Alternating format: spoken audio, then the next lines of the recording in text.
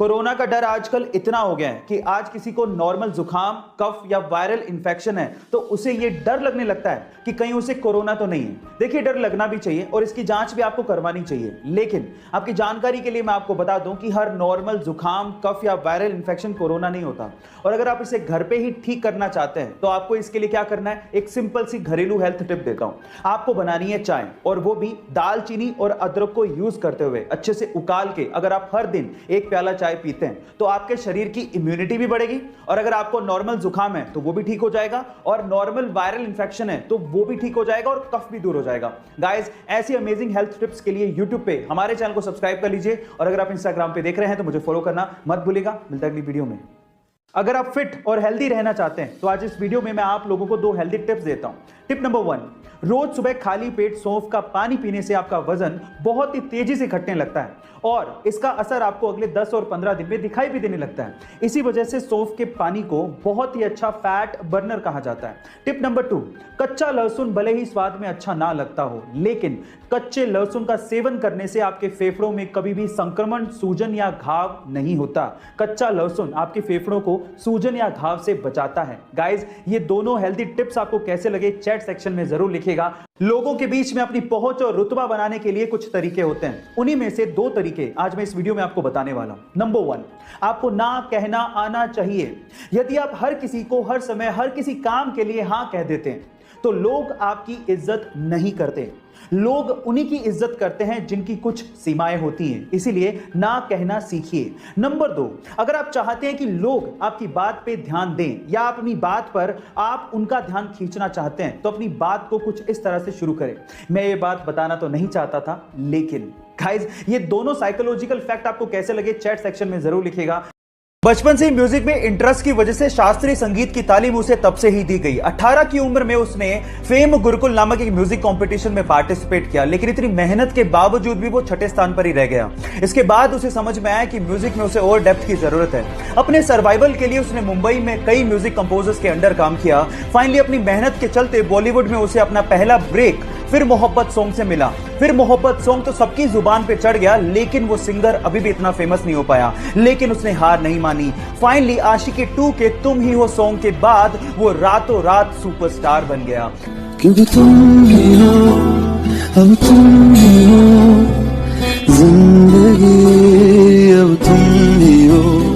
Guys, अब आप ये सोचिए कि अगर उस सिंगर ने कंपटीशन हारने के बाद हार मान ली होती तो क्या वो आज अरिजीत सिंह से द अरिजीत सिंह बन पाता? इसीलिए नेवर गिव अप। कोरोना की सिचुएशन में बहुत सारी वीडियोस और पिक्चर्स वायरल हो रही हैं, और उनमें से कुछ ऐसी वीडियोस और पिक्चर्स हैं जो कि दिल और दिमाग दोनों हिला देती हैं। कुछ ऐसी ही वीडियो उज्जैन से सामने आ रही है।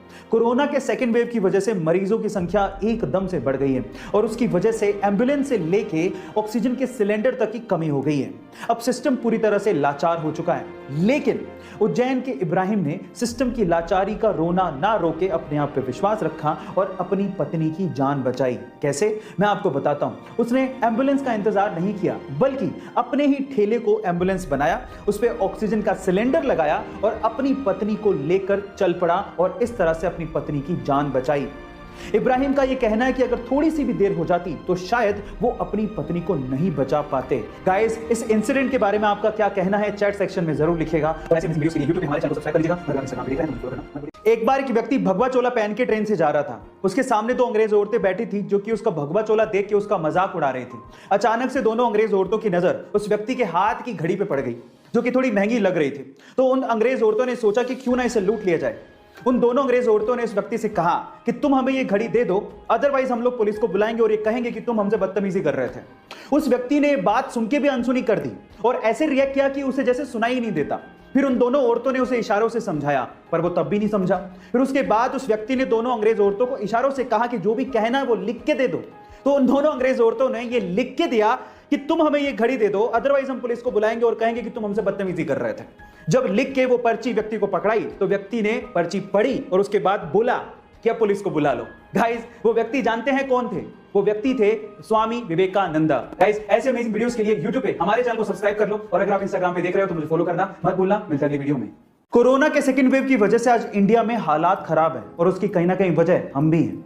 गवर्नमेंट और अथॉरिटी से कह के थक गए कि जब जरूरत हो तभी बाहर निकलो, अदरवाइज घर पे ही रहो।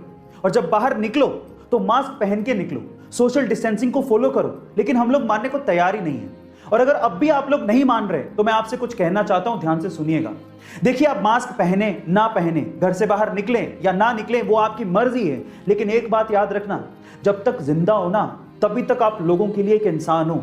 जब मर जाओगे ना तो आप लोगों के लिए सिर्फ एक आंकड़ा हो, लेकिन आपके घर वालों के लिए आप पूरी दुनिया हो।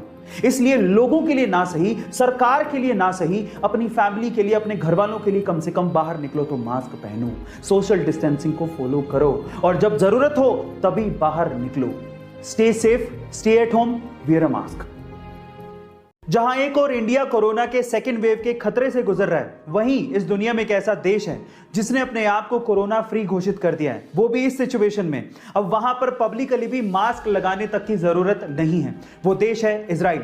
पर सवाल ये उठता है कि ये हुआ कैसे? ये हुआ सामूहिक टीकाकरण प्रोग्राम को सुनियोजित तरीके से चलाने की वजह से। सबसे पहले तो वहां के लोगों ने अपनी सरकार पर वैक्सीनेशन के लिए भरोसा दिखाया और वैक्सीनेशन प्रोग्राम में बढ़ चढ़कर हिस्सा लिया। इसके लिए गवर्नमेंट ने एक ऐप लॉन्च किया जिसके थ्रू इजरायली लोगों ने अपने आप को रजिस्टर किया, फिर निर्धारित समय और स्थान पर पहुंचकर वैक्सीन लगवाई और ग्रीन कार्ड हासिल किया। और गाइज, ये सारा का सारा काम बिना कागजी कार्रवाई के किया गया। गाइज, क्या आपको भी लगता है कि इंडिया में भी इजराइल के जैसे ऐसा कुछ होना चाहिए? चैट सेक्शन में जरूर लिखिएगा और